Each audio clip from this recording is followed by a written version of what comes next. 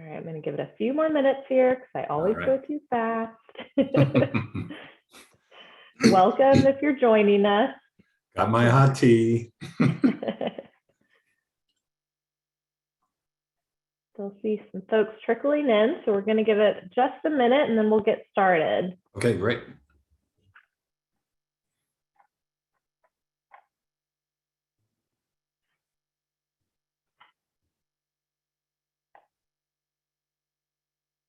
Okay, I'm going to go ahead and kick us off. So Welcome everyone. My name is Kelsey Erickson Streufert. If I haven't gotten to meet you yet, I'm the Chief Public Affairs Officer for the Texas Restaurant Association.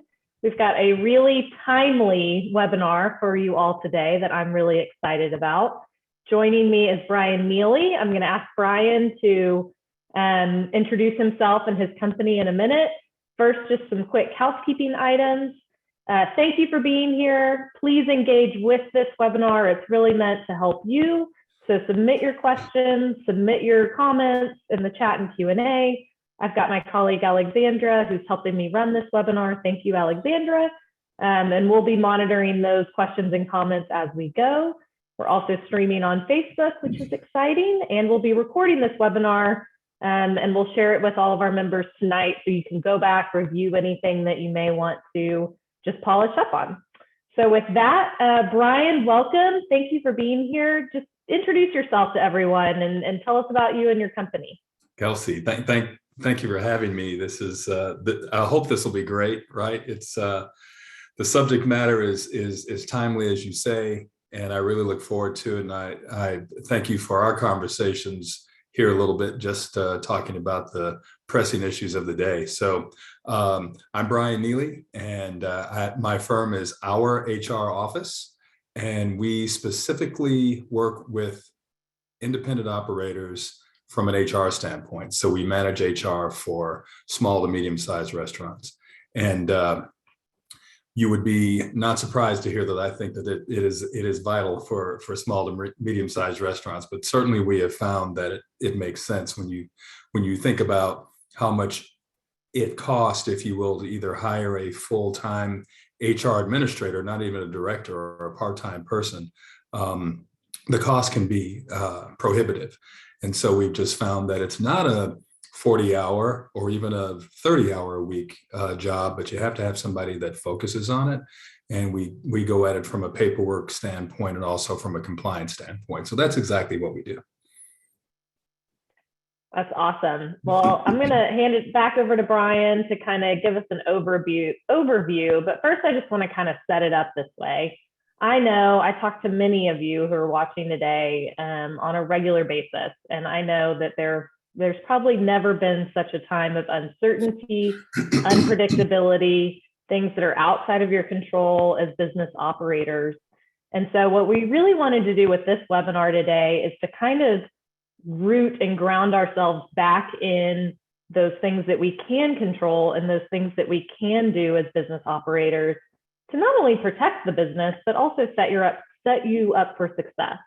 Restaurants are obviously an incredibly personnel-driven business. You have to have good employees to really succeed, especially right now in this pandemic era.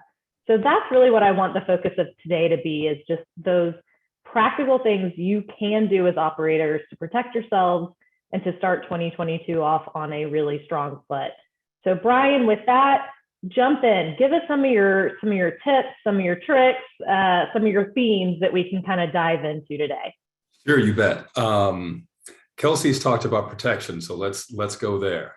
Almost from a we're not going to make it a mafia thing, but we're here to protect. And the first level of that, like the first mistake, if you will, that independent operators make is not updating their handbook. And I'll get into that in a little bit. If you even have a handbook to begin with, that doesn't mean you're a bad person. It just means you don't have a handbook and it wasn't important to you. But this is one of those things that you really need to do. And my team probably gets tired of hearing me say this, but I view an employee handbook like our country's constitution. It lays out everything that we're supposed to do. It kind of gives you the rules, right? Here's who we are. That's what the handbook is for you. It is your constitution. And in there, it talks about the laws, right? So, pardon me, A little allergy going on today, so I think I'll be all right though. In that handbook, there's going to be Department of Labor regs, a lot of compliance things that are pretty much boilerplate that we have to adhere to, right? But then it gives you this wonderful opportunity to give the flavor of what your restaurant is all about, which is who we are, what's our history, right? How do we want to deal with our employees? What is the culture? So Kelsey and I have talked about culture being kind of a buzzword today, right? Usually when these buzzwords happen, it's because it's needed, right? I'm sure you have experienced, you have communicated and engaged more with your employees today than you ever have in the past. And it's because they're asking questions, right? They're nervous about COVID and what is our sick policy? Do we even have a sick policy? What is the CDC saying? You know, for those of you who have over 100 employees, and even for those of you who don't, while I am a fan, let's say, of the CDC and what the job that they haven't been as consistent with their messaging, and therefore it hasn't helped us as independent operators. And I'm going to use the term us because we work exclusively in the restaurant industry. So I'm not an operator, but I work with a lot of operators. So when I say us, don't be offended, right? But they haven't done us any favors, because from one moment to the next, especially 10 days ago, we put out information on what the timing of isolation and so forth. And then my assistant texts me at 8 o'clock at night and she says, CDC is coming out with more information tonight. Well, we just sent all this information out, right? And so that's okay. That's what we're supposed to do. But if I put myself in the shoes of an operator and I say, how am I supposed to keep up with this while I'm still trying to get people in the door and I'm managing curbside and takeout, which I didn't do before. So I'm doing all these things. And now you want me to be a health expert. I can't do it, right? And so there's so many things that we have to think about just as a small business owner to begin with, right? And so that handbook starts it off, right? It's everything that we're all about. Then what you want to try and do is, one of the big mistakes we make is that we onboard people and we forget about them, because it's like, oh, well, Kelsey, she was front of the house over at, XYZ restaurant. She certainly knows what's going on. We haven't told Kelsey about our culture, right? Well, Bryan was the kitchen manager over here. He's got it down. Man, looks like he's got 15 years of experience, but Bryan's never worked in your kitchen. What do you do, right? We have to do this. So we like to tell our clients, which is, once you onboard someone, keep in mind, when you're onboarding someone, that's the first time they get a chance to see what you're all about.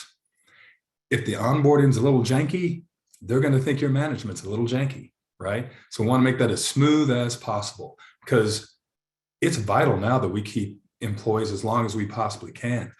We're competing now with employees who are leaving because of the Great Resignation. So if you don't, this, right? But there's 4 million people that are leaving their jobs every month right now. And the lion's share of those people are leaving from hospitality. And so we're not competing against other restaurants anymore. We are a little bit, right? But now we're competing against lifestyle. So that means that Joe or Joanna is now leaving because they weren't working anyway, because we had to lay them off or do what have you. And then another company's out there that says, hey, you know what? You could work from home and we'll pay you $38,000 or $40,000 and you'll have benefits, by the way. And I know you've been looking to take care of your kids and daycare is an issue and so forth. You can just be at home and take care of all of that. As opposed to that same person thinking, you know how hard I worked for that 38 and didn't get benefits, and I'm commuting and I had to work 6 days. So we have to compete with those lifestyles. And the only way we do that, everybody, is that if we engage with our employees, we have to let them know consistently what we're all about and why they're important. And I know sometimes that seems kind of, it's the word I'm looking for, not Pollyannish, if I can use that old term, but we do have to, I don't want to say treat our employees like family, because sometimes we probably don't treat our family very well, but let's call it treat our employees like a community. We need to have a community of employees and management that says we're all bought into what we're here to do, which at the bottom line is making people happy, because that's why you got into the business to begin with. Is we like feeding people and making them happy, but at the same time, providing great service and making sure that everybody's making a fair wage.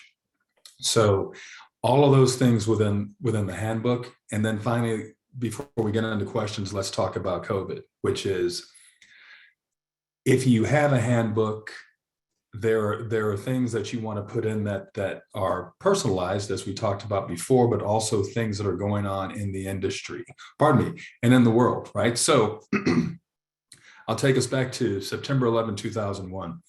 4 months after that, handbooks never had anything about terrorism in them. There was no reason to have anything about terrorism, right? So now every handbook has a terrorism policy. COVID is another one of those inflection points where we're going to talk about pandemic policy, and that's going to have to be in your handbook. Now, it doesn't have to be specific to COVID. It has to be specific to, what do we do when the next time this happens, right? What are we going to do about sick policy or sick days when the next pandemic comes along? I'm not predicting the next pandemic. I'm just saying we have to be prepared for that, right? And if you don't have a sick policy today, remember this: as business owners, we are not compelled to have vacation or sick policy. We are in one of the industries that doesn't have it consistently, right? So our corporate hospitality partners, the big guys out there, yes, they do, because they're very corporate focused, and they have sick days and they have vacation policy and everything else. Sometimes a small independent operator doesn't have that laid out in their handbook. However, they just say, yeah, Bryan, if you need a couple of days, go ahead. And then Kelsey might say, yeah, I need a couple of days to do this. And you know what, Kelsey, I don't know, man. Maybe, right? Now you've just discriminated against Kelsey, right? We got to be really, really aware, everybody, about those type things and what we have in there. Even when it gets down to disciplinary actions, right? We call it counseling on our end. Disciplinary is one of those terminologies we don't like, but we have to treat everybody equally, right? Whether you like them or not, we have to treat everybody equally, and there's got to be a process. Really, what HR is all about, really what running your business is all about, it's about processes. If it gets down to the recipes that you're using, it's all a process, right? It's consistency. And what we want to do from an HR standpoint, what we want to help our clients do from an HR standpoint, is provide consistency, not only in their operations, but consistency in how they interact and engage with their employees, where it's so hard to attract and retain a quality workforce today. We've got to fight really hard to do that. So that's everything I have on the handbook, and a few mistakes in there, but I do want to open it up to questions, and we can go in any direction that you want. Perfect. Well, that was a great overview, and I feel like there's a lot to really dig in from there. Let's start where you started, which is those handbooks. If I'm an operator today who maybe doesn't have a handbook, or I have one, but I haven't really looked at it in 10 years, give me some of those topics, some of those places that I need to be thinking about to make sure that I have a good, strong handbook. Yeah, I love that question, because from a compliance standpoint, the Department of Labor has compliance standards based on size of firm or how many employees you have, right? So for example, at 20 employees, if you happen to offer benefits, that's where COBRA comes in. And I think we all know what COBRA is, but the short answer is, if you offer benefits and you leave the employee, you can pay for those benefits on your own. And COBRA allows you to have benefits for 18 months, right? Is the basics of it. Once again, that starts at 20 employees. So let's say that previous to COVID, you had 22 employees, as long as you could remember, and you offered benefits, and you're COBRA eligible. So says the Department of Labor, right? Well, COVID comes along, and now you're down to 15 employees. Someone leaves your employ. Are they eligible for COBRA now because you're at 15 employees? Absolutely not. You're in violation of that federal law. Even more significant is at the 50 employee threshold, you now comply with FMLA, Family and Medical Leave Act, whereby this is actually more important today because of COVID, right? If you don't have a sick policy. Someone leaves, they're sick, they've got to take care of a family member, a child, what have you, and you have 50 employees. And so, yes, the federal government says you have to allow them 12 weeks of leave, and they have to be able to come back to either the same position or a like position when they're done with that 12 weeks. By the way, it doesn't have to last for 12 weeks.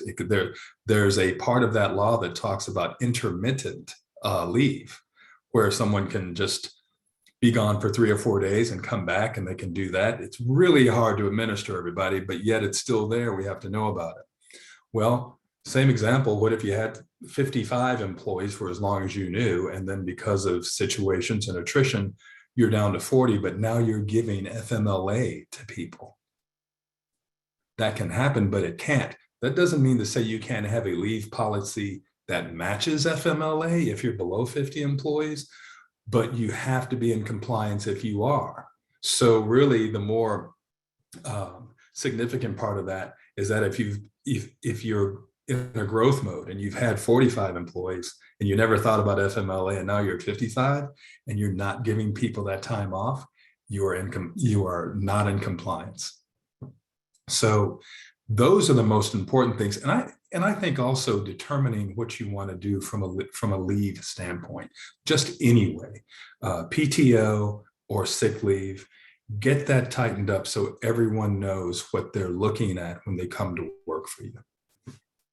And I'm guessing, it's important to set forth what the policy is, but to also think about, and I'm going to go back from the words you used, process and consistency, right? So if you have a policy and someone tries to use that leave, how are you going to make sure that they're treated fairly like other people who seek to use that leave? So, making sure that they satisfy any kind of requirements on the front end, or if there's any kind of documentation that's required, right? Kind of setting all of that out and thinking through those things before something happens, I think is always key, right? The worst is when you've got an employee who's upset about something and you think, oh, I've really never thought about how our policy would fit this situation before, right? Mm-hmm. That's right.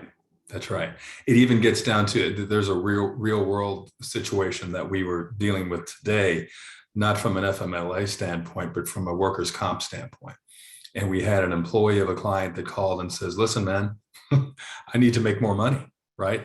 And I said, okay, but the workers' comp carrier is paying you. There's not anything that we don't control that. You talk about the things that are out of your control, but yet employees think that they are in our control as operators. And he says, I'm only getting paid $300 a week, and I've got 5 kids, and I'm trying to pay all these things, and y'all have to pay me more. And it's settling in that says, listen, when you say y'all, remember, it's not the restaurant, it's the workers' comp carrier. But obviously this employee still feels like, and it's fair to a certain extent, that this is what my former employer is doing. They're setting the wage, right? Mm-hmm. Which of course we're not, right? So we have to be prepared for those things. So glad you mentioned, Kelsey, paperwork. If y'all have never seen the paperwork that's involved with FMLA, I shudder to think about it. Oh my goodness, right? And so it's pages and pages, right?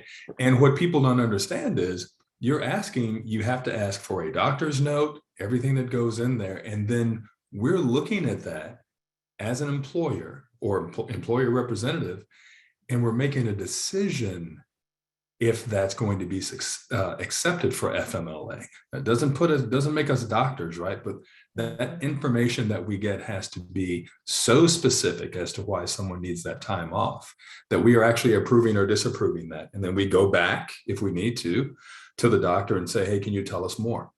Mm-hmm. Right?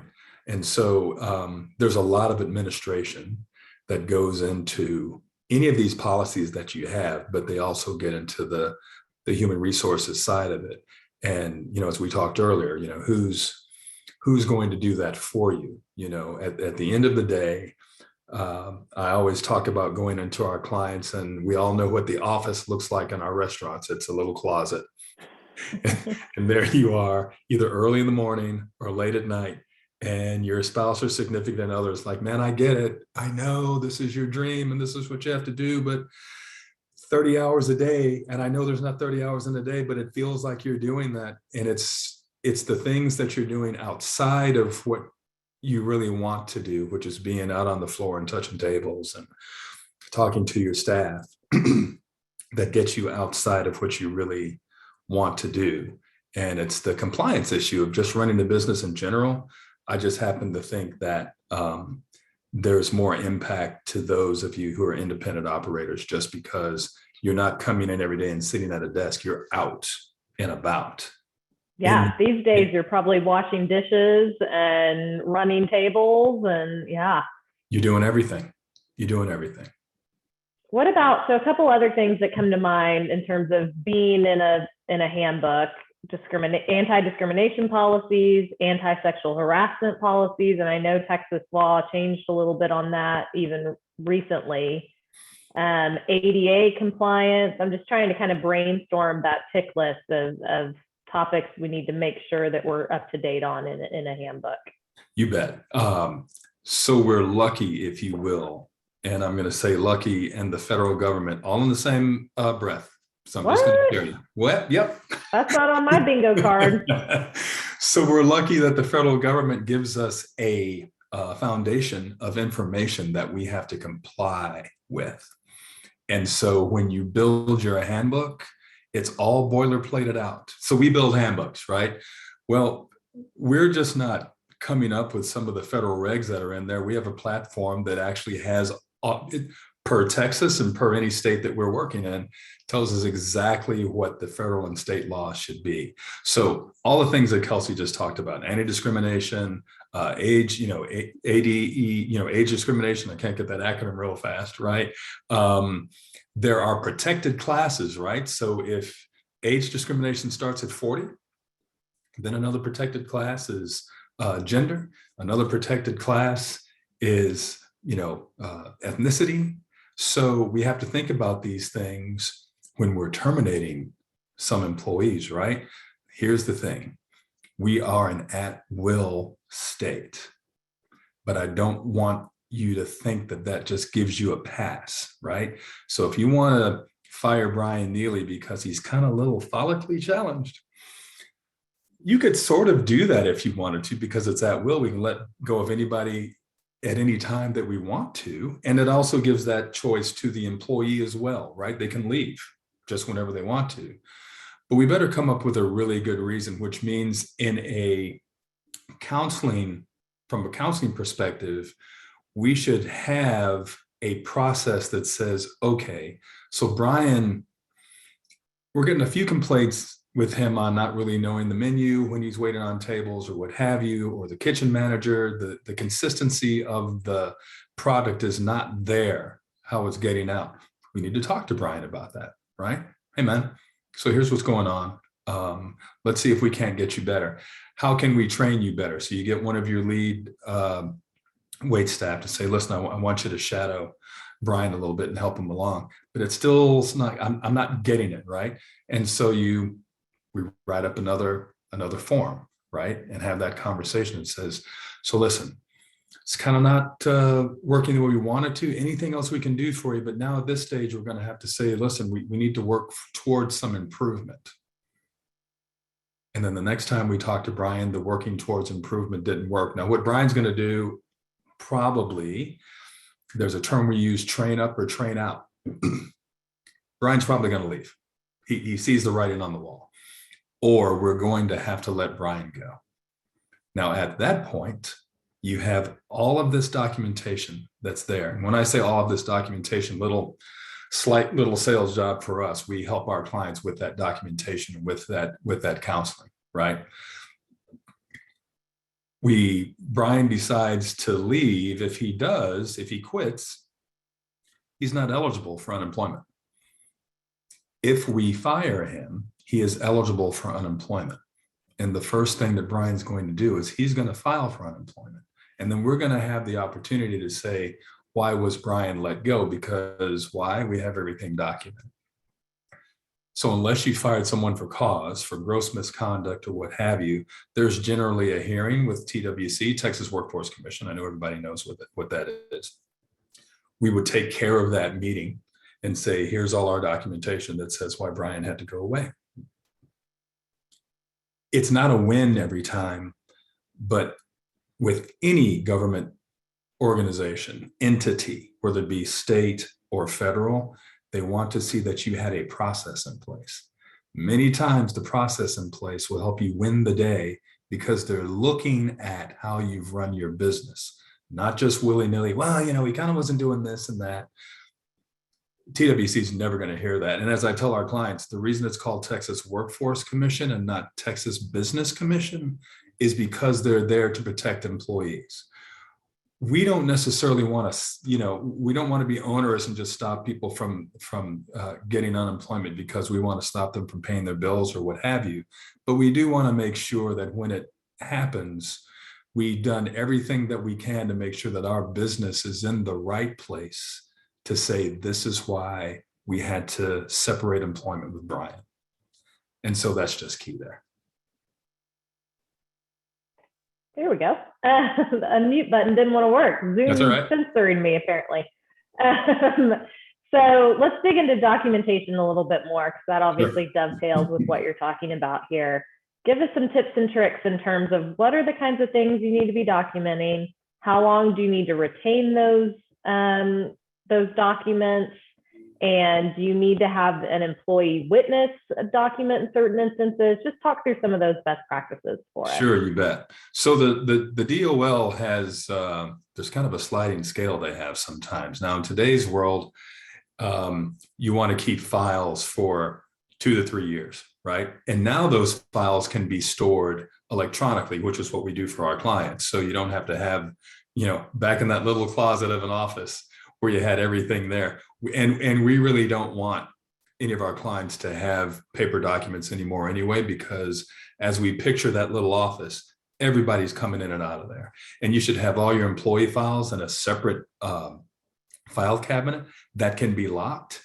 And then remember, you're supposed to have your I-9s in even another separate area. So it'd be space is tough to come by in a restaurant. So the storage of those files in a cloud or electronically is really, really important.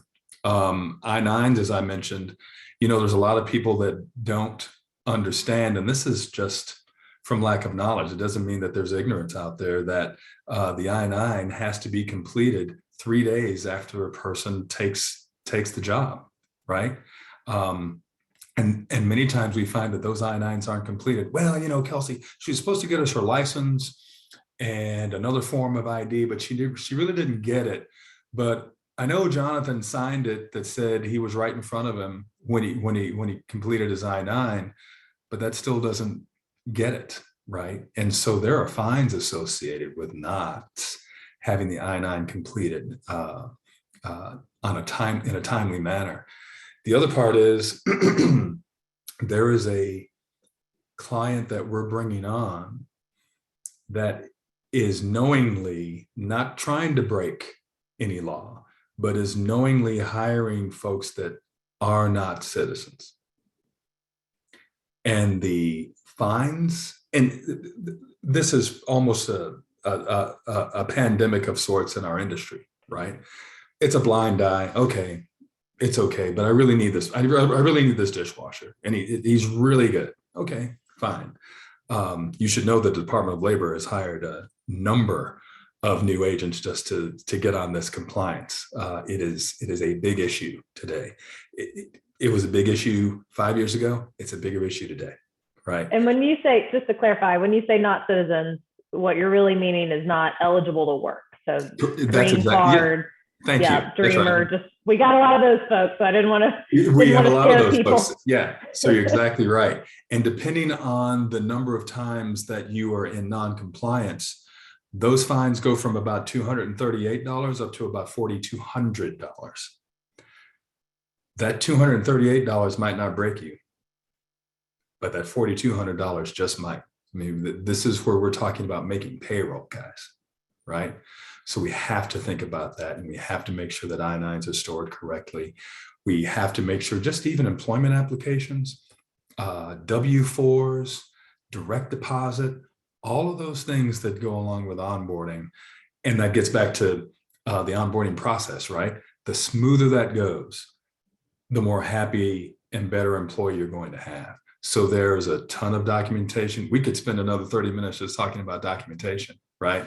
But the most important is the I-9, and we have to be particularly focused on that in our industry. Very good advice. Well, let's go from there to what you just mentioned, onboarding. So beyond being organized, getting the right paperwork, getting the right IDs, that sort of thing, how, we want to get into culture too, right? And I love what you said about onboarding really being your first impression with that potential employee. So how, beyond just the kind of requirements, the legal compliance of the paperwork and that sort of thing, Sure. How do you really bring someone on successfully, particularly in this environment where they have a million choices as employees? How do we bring them in, create a culture that's going to last? Sure. It's what Fortune 500s have been doing forever, which is you have a designated person or an HR person that is your partner for the first 3 or 4 months that you're with a company. And every opportunity you have, and what we feel like on our side, on our HR office, is that get with that employee at least once a month. First of all, have a good training program, because that helps, right? But get with that employee, whether it's the operator or the GM, somebody who's in a position of authority, and just say, hey, how are we doing? How's your experience been with us so far?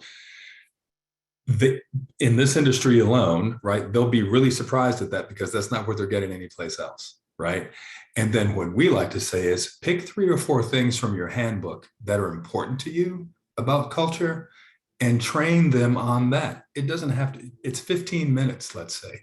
It'll be the best 15 minutes you've ever spent with a new employee. And so month 1, or make it 2 weeks, make it whatever process you want to make it, but still engage.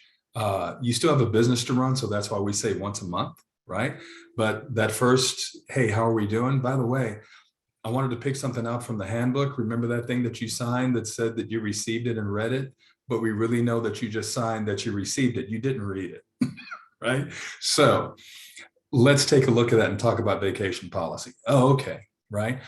Next month, we're going to talk about sick policy or sick days, because, we've got this pandemic going on, and you need to know how many days you can have off because of that. Right? Because we've put pandemic policy in our handbook. So we'll be able to take a look at that. Right. And then anything else that you have. Hey, have we ever told you a little bit about our owner and why he or she got into the business to begin with? This is why we wanted to talk to you consistently, to let you know, here's who you're working with. Right. By the way, are there any ideas over the last 2 or 3 months that you have? Is there anything that you've seen that we might be able to be more effective on? Or how can we be more effective with you? So once again, how's your experience with us? What are the things we might be able to do differently? Remember when I say this, we are not having our employees run our businesses for us, but we are empowering them to have open conversation with us. And that is something that is unfortunately really missed in hospitality, but that means we have all of the space to be different and be better. And so how do we differentiate ourselves from the restaurant that's right down the street that might serve the same Italian or Mexican or whatever food that we have? It's going to be about culture, right? So our 213 employees, right, our wait staff that get paid $2.13 an hour, they're our frontline people. We have to be really, really focused on them to make sure that they just don't go down the street to go someplace else because someone has told them, you're going to make more tips down here. And they're going to take that advice, not knowing, without any evidence to the contrary, and they're going to take that job. We've got to keep them. And then we've got to work really hard on our back of the house folks as well, because it's competitive with them. and really tell them this is why we want you here, and then pay them a fair wage. Something that we've started doing, we started doing it last quarter, is that we go to BLS, which is Bureau of Labor Statistics, and we also do some research with Indeed and Glassdoor, and we're running a quarterly analysis of what some of the main positions are in restaurants, so you know that you're paying a fair wage, right? You're either above or below, you're right where you need to be. But from an operations standpoint, you've got to know this information, so that, I'll use Kelsey again. If Kelsey comes in and says, yeah, I'm a kitchen manager and I feel like I should make $19 an hour. Well, let's see what that really is. First of all, is Kelsey worth it? But can we really afford it from an operations standpoint? There's a lot of folks out there where that kitchen manager is making 16. Why does Kelsey think she's worth 19? She either wants it, or maybe that's what she was making someplace else. But remember, someplace else might not be the same concept that we are, and they can afford to pay her $19 an hour. So we have to be really prepared and knowledgeable about what's going on in the industry. And you want to have somebody on your side, obviously, that either knows how to do that or take the time to do it yourself. Some of you have that time, some of you don't. But from an operations standpoint, the reason I keep mentioning operations is that HR morphs into operations quite a bit. There are more Fortune 500 companies that have CEOs now that have come from the HR division than there ever have been, because it's all about the people. What is your largest expense that you have operationally?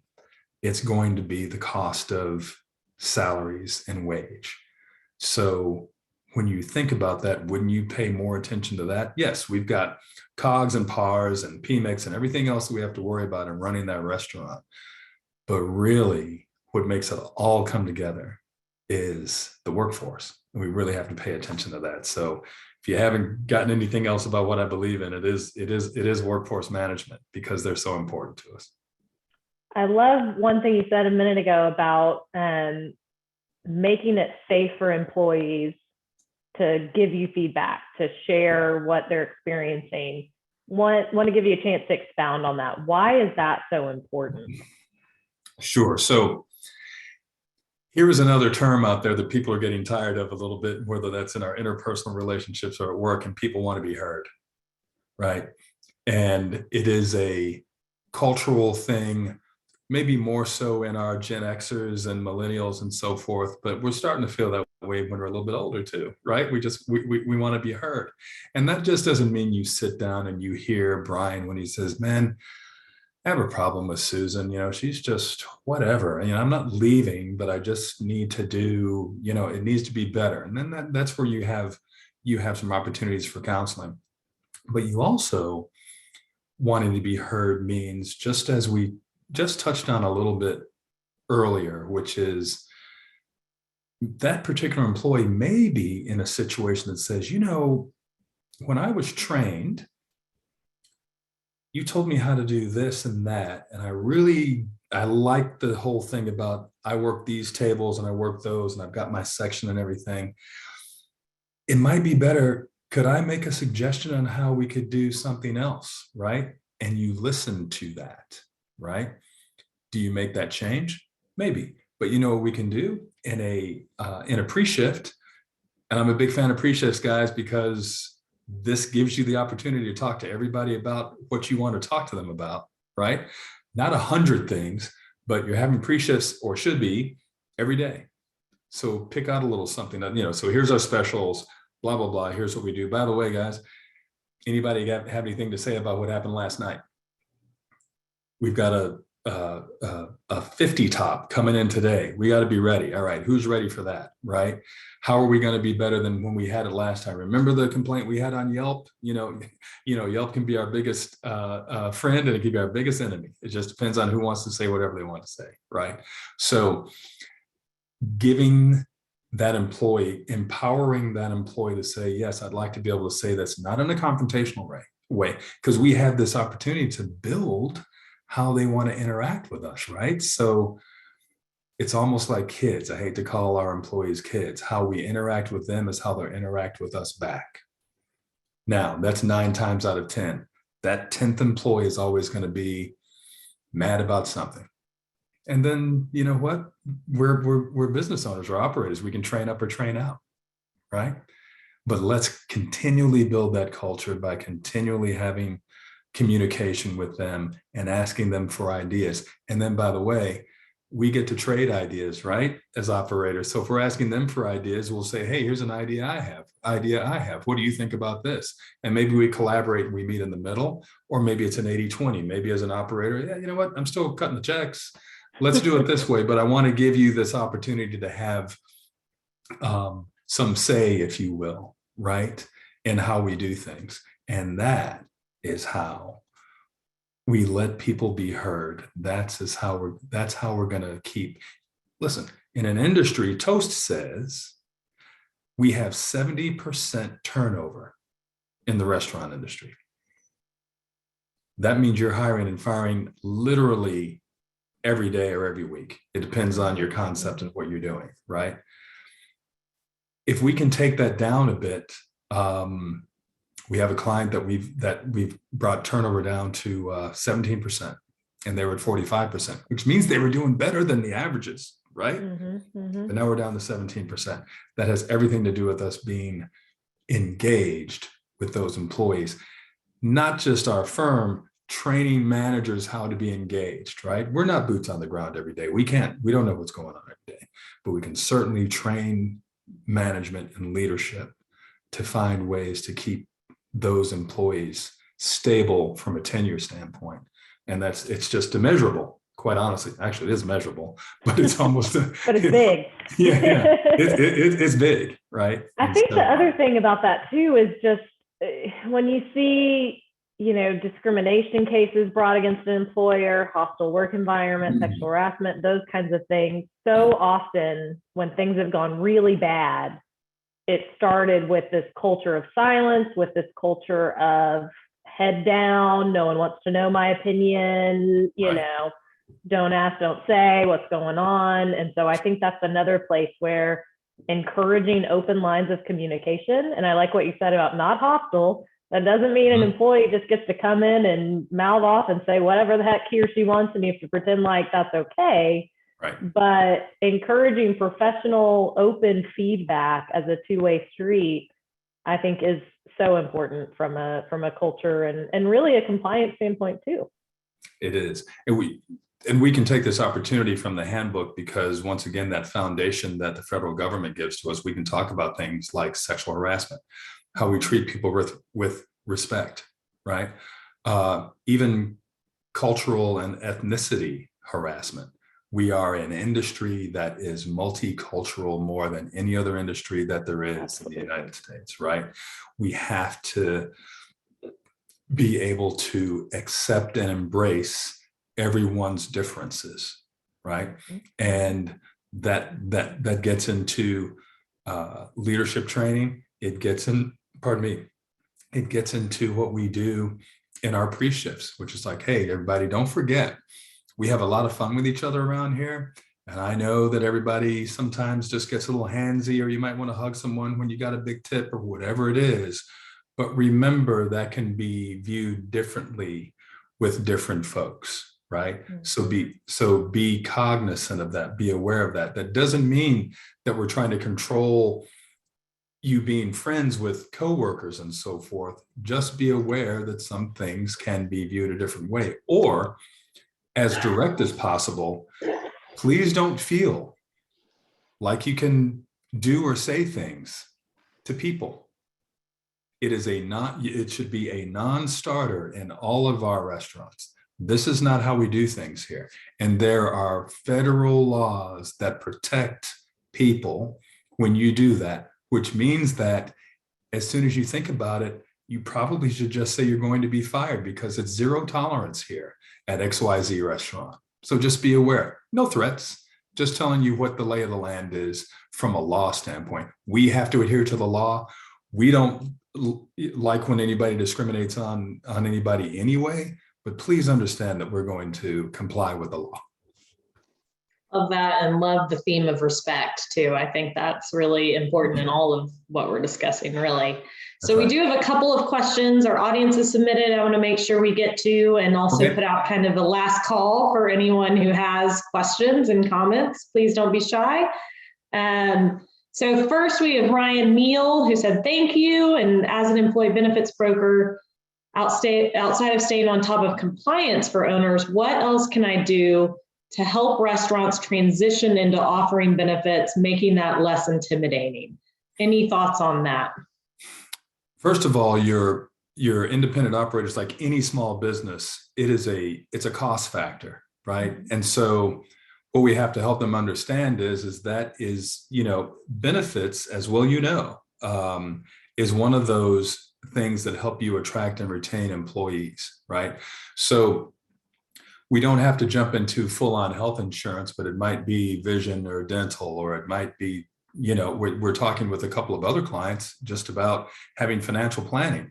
One of the big things we miss in this industry is that we have an employee base out there that's not real good about saving their money. They're going from place to place. We could have somebody come in and just talk about financial planning, right? That's further down the road, as opposed to let's engage with employees and ask them, what are some of the things that you think you need, right? Everybody, a lot of people have glasses, a lot of people need dental work, whatever. There's a lot of products, by the way, that we're putting into our clients, which is, you'll know the term teledoc or what have you. These are things that we can start the ball rolling just a little bit. Now, when we get into ACA, let's remember the Affordable Care Act has not gone away. The individual mandate went away, right? But not the compliance for the ALE, applicable, if I can say that, applicable large employer, right? We have to have that conversation with those restaurant groups that are 50 plus, because there are fines that are still waiting out there for them. And talk about the DOL, increased agent size. They're doing the same thing on the IRS side, because they understand that they're missing penalties. Letters are going out now for penalties that have not, let me change that, back to 2016. So they're playing a lot of catch up. In our industry specifically, in the restaurant industry specifically, we just haven't thought about offering benefits first from that cost standpoint. Well, if we're over 50 employees, we have to take a look at this, because once again, we did an analysis for one of our other hospitality groups that happens to be independently owned hotel group. And we had to caution them. They said, well, we just want to cancel this plan that we have that gets away from penalty A. So I don't want to get too deep into that. But the bottom line was, it said, if you take away this minimum essential coverage that you have, and we look at what the penalties are after you take out the 30 employees and how many employees you have, your potential fine is $178,000. So the money that you're spending on this minimum essential coverage is literally pennies compared to the potential fine that you're going to have. And you just don't want, why would you want to have the IRS looking at you anyway? So you might as well do this. So it is going to come down to a cost situation, of course, but I'll tell you this 100%. If you sit down in front of a client, especially an independent restaurant operator who is running that business every single day, and you talk to them logically, they're going to get it. And you're not going to have any problems doing it at all. Yep, love that. I would also be a bad TRA employee if I didn't remind everyone out there that TRA members get all kinds of special benefits and discounts. We have great relationships with different providers. And as Bryan said, with telehealth, and there's so many different options out there now. It's not all one size fits all.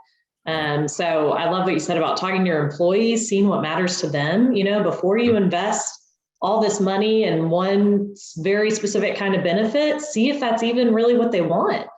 I've even seen various kind of wellness offerings now, whether that's, bringing in a yoga instructor once a month, or doing, mental health days. I mean, there's so many different options out there, but I think this goes back to what we talked about earlier, right? Having that respect to talk to your employees and really ask them what's important to them, and then trying to meet them somewhere in that middle goes a long way and helps differentiate you from other employers.